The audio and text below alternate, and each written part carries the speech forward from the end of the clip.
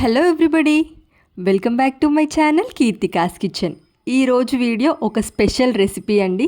Special ఎందుకంటే అస్సలు బియ్యం వాడకుండా వెయిట్ లాస్ జర్నీలో ఉన్న లేదా బరువు తగ్గాలి అనుకునే వారికి అన్ని రకాల కూరగాయలు వేసేసి అన్ని ఇంట్లో ఉండే వాటితోనే 1 పాట్ కిచిడీ చేసుకోవడం ఎలానో ఈ వీడియోలో చూపిస్తున్నాను. చాలా చాలా టేస్టీ అండ్ సింపుల్ రెసిపీ. దీనికోసం ముందుగా ప్రెషర్ కుక్కర్ పెట్టుకోవాలి. ఇందులో ఒక 2 టేబుల్ స్పూన్ ఆయిల్ కూడా చాలా తక్కువ వేస్తాము. అదేవిధంగా 1 టేబుల్ స్పూన్ నెయ్యి వేసుకోండి. లేదు మీకు ఆయిల్ వద్దు అనుకుంటే కంప్లీట్గా నెయ్యి అయినా యూస్ చేసుకోవచ్చు.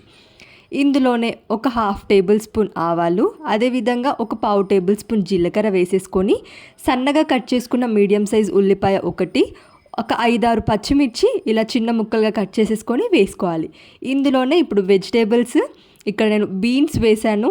నెక్స్ట్ ఇందులోనే ఇంకా కాలీఫ్లవర్ వేసాను.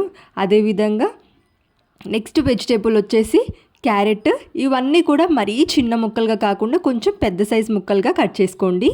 ఇంకా నెక్స్ట్ ఇందులోనే క్యాప్సికమ్ వేసేసి ఇప్పుడు వీటన్నిటినీ కూడా లో ఫ్లేమ్లో పెట్టుకొని ఫ్రై చేసేసుకోవాలి. ఈ వెజిటేబుల్స్ అన్నీ కంప్లీట్గా కుక్ అవ్వాల్సిన అవసరం లేదు. ఒక 50-60% ఉడికితే సరిపోతుంది. నెక్స్ట్ కరివేపాకు, అదేవిధంగా తురిమిన క్యారెట్ కూడా వేసేసుకొని చిన్న సైజ్ టమాటా ఒకటి వేసుకుంటే సరిపోతుంది. ఇక ఇవన్నీ వెజిటేబుల్స్ కూడా సాఫ్ట్గా అయ్యేంత వరకు ఉడికించుకోవాలి. మనం ప్రెషర్ కుక్ చేసేస్తాం కాబట్టి వెజిటేబుల్స్ మరీ సాఫ్ట్గా అవ్వాల్సిన అవసరం లేదు. జస్ట్ ఒక 50-60% ఉడికించుకుంటే సరిపోతుంది.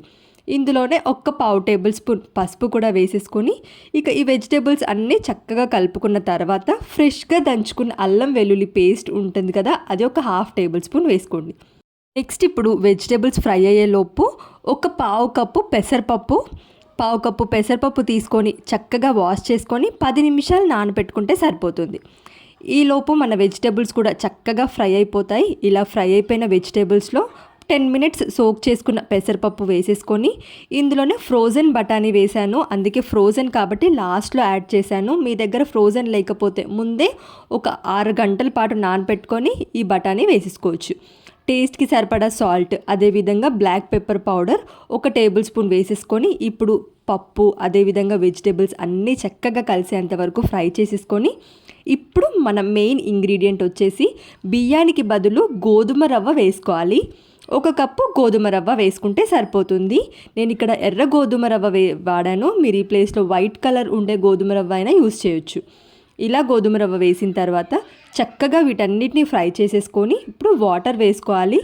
1 కప్పు గోధుమ రవ్వ, 1/2 కప్పు పెసరపప్పుకి 3 కప్పుల వాటర్ అయితే పర్ఫెక్ట్ కన్సిస్టెన్సీ అండి. ఇలా 3 కప్పుల వాటర్ వేసుకుంటే మనకు కిచిడి మరీ సాఫ్ట్గా అయిపోకుండా అదేవిధంగా మరీ పొడి పొడిలాడకుండా పర్ఫెక్ట్గా వస్తుంది. 3 కప్పుల వాటర్ వేసుకొని చక్కగా ఇవన్నీ కలిసే విధంగా ఒకసారి కలుపుకోవాలి. ఇంకా ఫైనల్గా ఇందులోనే కొత్తిమీర వేసేసుకొని ఇప్పుడు ప్రెషర్ కుక్కర్ పెట్టేసి ఉడికించుకోవాలి. ఇలా చక్కగా అన్నీ కలిసే విధంగా కలుపుకున్న తర్వాత ఇప్పుడు మూత పెట్టేసి మనం ఉడికించుకోవాలి. లో టు మీడియం ఫ్లేమ్లో పెట్టుకొని 3 విజిల్స్ వచ్చేంత వరకు ఉడికించుకుంటే మనకు రవ్వ అదేవిధంగా పప్పు వెజిటేబుల్స్ అన్నీ కూడా చక్కగా ఉడికిపోయి ఉంటాయి.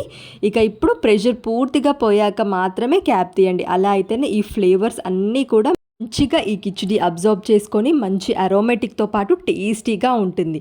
ఇలా ప్రిపేర్ చేసుకున్న ఈ గోధుమ రవ్వ కిచిడి మీరు morning breakfast, afternoon lunch, evening డిన్నర్లోకి ఎలా అయినా తీసుకోవచ్చు. మంచి రిజల్ట్ ఉంటుంది. అదేవిధంగా టేస్టీగా ఉంటుంది. వెయిట్ లాస్ జర్నీలో ఉండేవాళ్ళు 3 టైమ్స్ కూడా ఇది తీసుకున్నా కానీ మీకు మంచి రిజల్ట్ ఉంటుంది. సో తప్పకుండా మీరు ట్రై చేసి ఎలా వచ్చిందో కామెంట్ సెక్షన్లో చెప్పండి. ఇలాంటి రెసిపీస్ ఇంకా ఏమైనా కావాలి అంటే కామెంట్ సెక్షన్లో పిన్ చేయండి. వీడియో కనుక నచ్చితే లైక్ చేసి అలాగే మరిన్ని ఇంట్రెస్టింగ్ రెసిపీస్ కోసం ఛానల్ని సబ్స్క్రైబ్ చేయండి. Thank you for watching.